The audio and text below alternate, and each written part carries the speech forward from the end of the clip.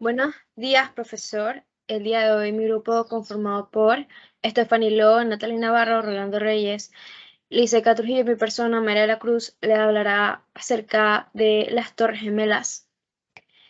Un hecho que pasó hace ya casi 21 años, pero que sigue siendo relevante en la actualidad, ya que nos trajo demasiadas enseñanzas a nivel de ingeniería. Era una obra muy grande, una obra muy ambiciosa, que tenía en cuenta muchas cosas. Por ejemplo, si pasaban terremotos, si pasaban algún desastre natural, pero nunca tuvo en cuenta lo que pasaría ante amenazas de los seres humanos, ante un ataque terrorista. Yo empezaré hablando sobre los antecedentes, que para mí es necesario entender el proceso de construcción de una estructura y los materiales que la conforman para lograr hacer un análisis adecuado de cómo falla esta estructura o cuál fue la verdadera razón del derrumbe de ambas torres en este caso. Es necesario saber que en su construcción se utilizaron 180.000 toneladas de acero, 4.800 kilómetros de conexiones eléctricas y 325.000 metros cúbicos de hormigón.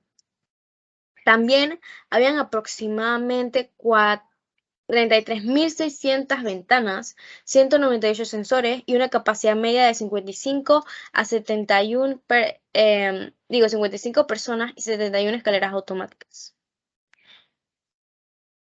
El acero utilizado en las Torres Gemelas era de baja aleación, entre carbono y hierro. Se utilizó acero de baja aleación porque las vigas pueden ser más delgadas sin disminuir su resistencia, pudiendo de este modo obtener mayor superficie útil. El punto de fusión, recordemos, del acero ronda los 700 grados Celsius. Estos rascacielos contaban con 417 metros de altitud, actuando como un voladizo empotrado a tierra que debe soportar y transmitir el terreno de empujes verticales y empujes horizontales producidos por el viento y eventualmente un sismo. El diseño estructural responde al tipo tubo, in-tube, con el que se han realizado más del 90% de los rascacielos en los últimos 40 años.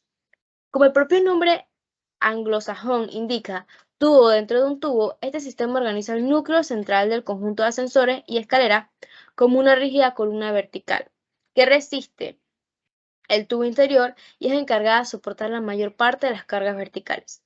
Durante la concepción y la construcción de estas torres, hubo la necesidad de resolver problemas hasta entonces inéditos de arquitectura y de ingeniería.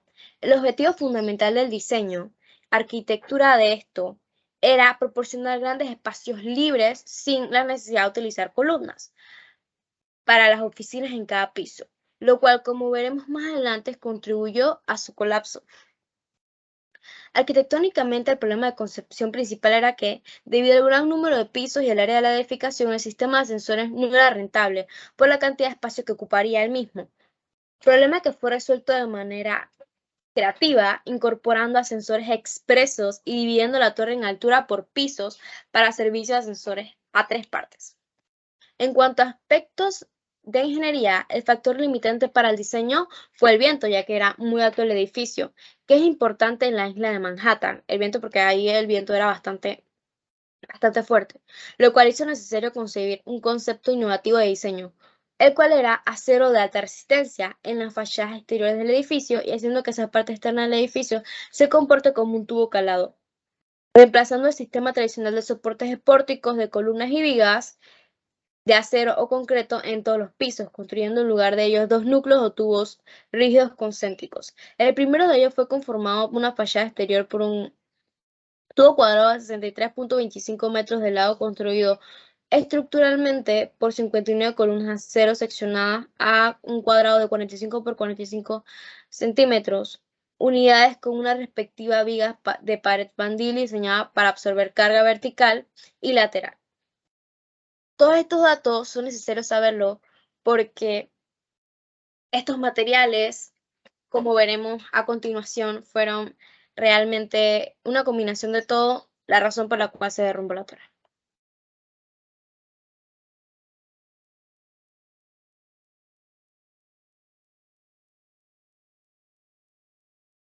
Ok, yo les hablaré entonces de los análisis de los efectos de impactos y probables mecanismos de falla. Como habló nuestra compañera, sabemos que las torres estaban diseñadas para soportar presiones de viento de 13.000 toneladas, lo que sugiere que ninguna carga lateral mayor a esta podría comprometer la estabilidad del edificio. Incluso en el caso de un posible impacto de un avión, se consideró la posibilidad de que este impacto fuera producido por un Boeing 707. Tristemente, el avión que golpeó a la torre era un Boeing 767, que tiene una capacidad mayor de energía de impacto y también una mayor capacidad en el tanque de combustible. Cada Boeing 767 tenía una carga útil probable de casi 200 toneladas y es capaz de volar a una velocidad de impacto probable de 800 kilómetros por hora.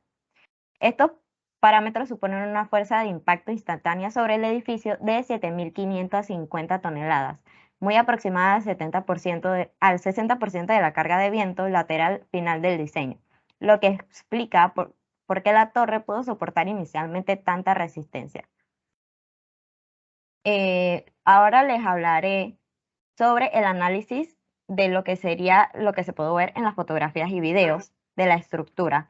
Y lo que podemos decir es que se comprometieron en las áreas de impacto alrededor de 3 pisos, que eran el mecanismo de falla, que estas comenzarían en algunas columnas del núcleo central del edificio que se verían afectadas y comenzarían a colapsar.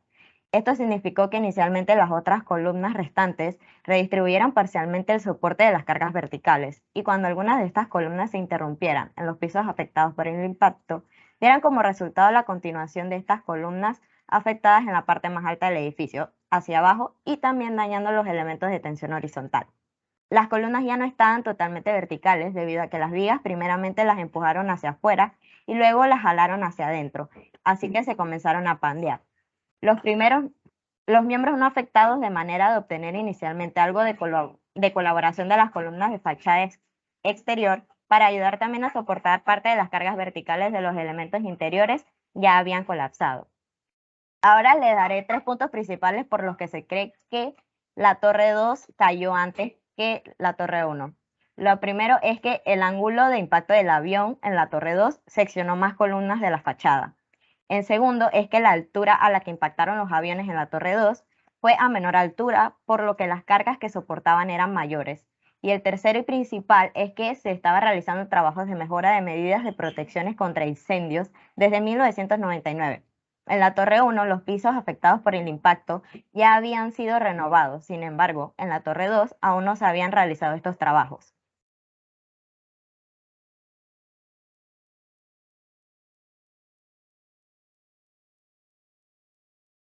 Ok, ahora hablaremos de los daños observados a nivel estructural.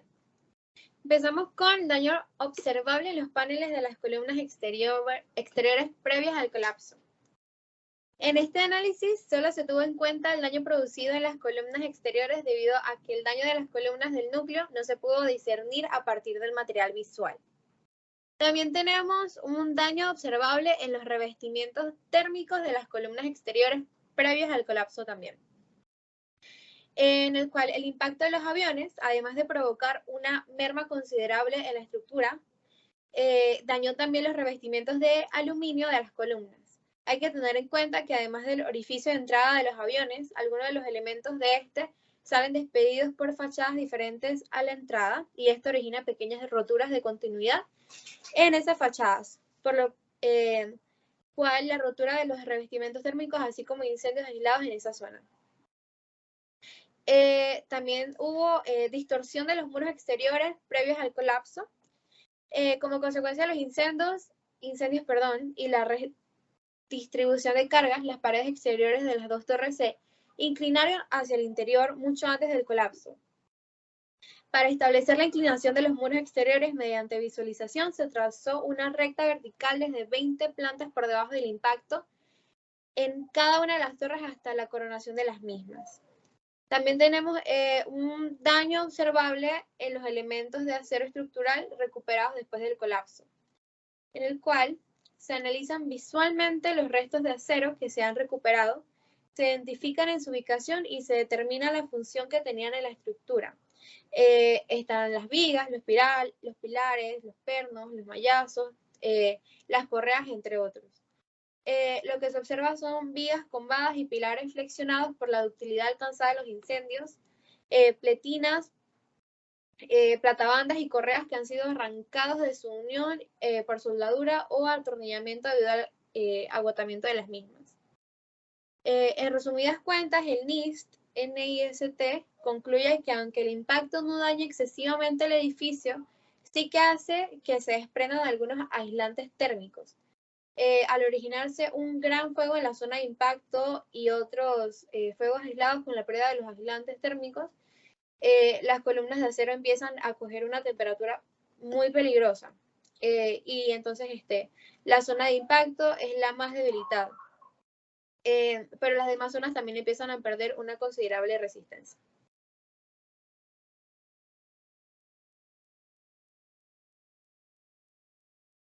Yo les voy a explicar cómo el impacto térmico afecta directamente a las estructuras de las torres y de esta manera hace que se desplomen. Porque el motivo principal del desplome de ambas torres del World Trade Center no fue exactamente el impacto de los aviones, sino el incendio que ocurrió después. Para poder entender cómo esto sucedió de una manera un poquito más comprensible y ordenada, lo subdividí en 5 etapas principales para explicar cómo va el desplome y parte desde el impacto del avión hasta que ocurre el derrumbe. La primera etapa es el impacto de los aviones sobre las torres. Esto provocó un gran daño sobre los elementos estructurales de la fachada y produjo una separación entre los elementos del aislamiento y los estructurales. Por lo tanto, muchas columnas se partieron y otras se debilitaron gracias a que perdieron el aislamiento. La etapa 2 es la redistribución de las cargas. Después del impacto de las cargas de gravedad que llegaron con las columnas que estaban previamente cortadas por los aviones, entonces las cargas se redistribuyeron a los soportes adyacentes y las paredes dañadas perdieron un porcentaje de sus cargas. La mayor parte de las cargas se trasladó entonces a la estructura de la coronación de las torres y esto conducía a la estructura del núcleo central y al resto de todas las columnas que sobrevivieron a la fachada. La etapa 3 es el incendio. Los aviones iban cargados con aproximadamente 90.000 litros de combustible, por lo que se produjo un incendio muy extensivo por toda la planta de la torre y de manera muy simultánea. En las etapas iniciales del incendio, las temperaturas de los elementos estructurales estaban aumentando y se estima, según estudios, que alcanzaron temperaturas hasta de 425 grados Celsius, por lo que estos elementos de acero y hormigón comenzaron a calentarse. La etapa 4 es la pérdida de la resistencia de los elementos estructurales durante el incendio y el pandeo viscoelástico. Uno de los principales problemas fue el diseño estructural y geométrico del propio edificio para poder soportar los incendios. Esto, una vez alcanzaron las temperaturas elevadas y durante un tiempo considerable, comenzaron a ceder y fueron configurando el forjado. Por lo que esta pérdida de resistencia y la restricción propagada a lo largo de todo el forjado terminó actuando como un mero cordón apoyado entre los elementos de conexión entre la fachada exterior y el núcleo central. Cada uno de los elementos estructurales que componían este forjado comenzaron a pandear y debido a la pérdida de resistencia comenzó el comportamiento viscoelástico. Las columnas exteriores de la fachada y las del núcleo central también perdieron y sufrieron fatiga gracias a la pérdida de resistencia debido a las altas temperaturas y algunas de ellas sobrepasaron su carga un 88%, con lo que colapsarían estando sometidas a 150 grados Celsius durante un tiempo prolongado. La etapa 5 y última es el enfriamiento y el principio del colapso. Una vez que el incendio perdió fuerza, comenzó el enfriamiento de los diferentes elementos estructurales. Esto supuso una retracción en cada uno de ellos durante el enfriamiento de la parte del material de acero y esto trataba de recuperar entonces su estado inicial, por lo que se produjo un efecto de retorno de toda la estructura luchando por volver a su posición de partida. Encontrándose en un proceso de inestabilidad total, las piezas de conexión entre todos los forjados y las columnas de la fachada fueron consideradas como los elementos más débiles por su inconsistencia material y estructural. Estos entonces fueron los primeros que comenzaron a ceder en el proceso de retracción y cuando la estructura intentaba volver a su posición inicial, las pletinas que unían los forjados con la fachada cedieron y esto provocó que todo el forjado en su conjunto cediera.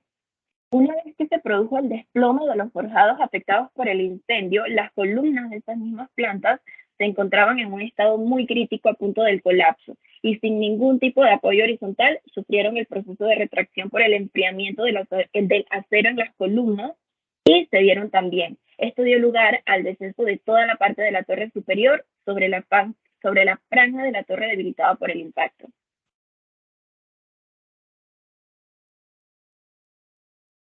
Ok, yo les voy a hablar sobre qué medidas se han tomado en las estructuras luego del atentado del 11 de septiembre.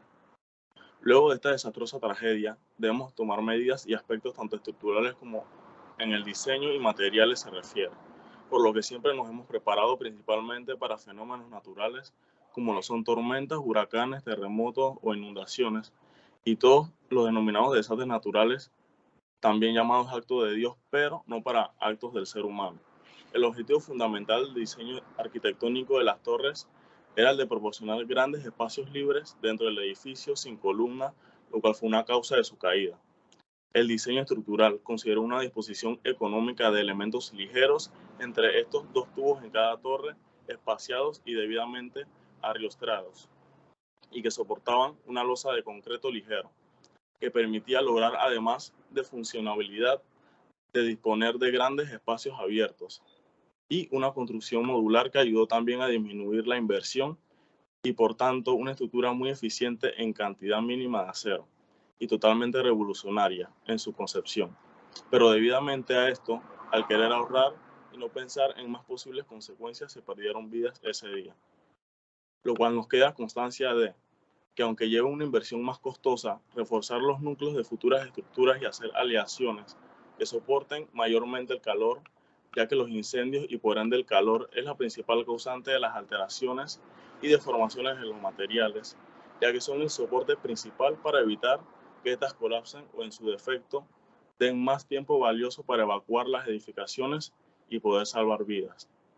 La rigidez de la estructura también es un factor determinante en el daño que ésta puede sufrir ante impactos como el del 11 de septiembre.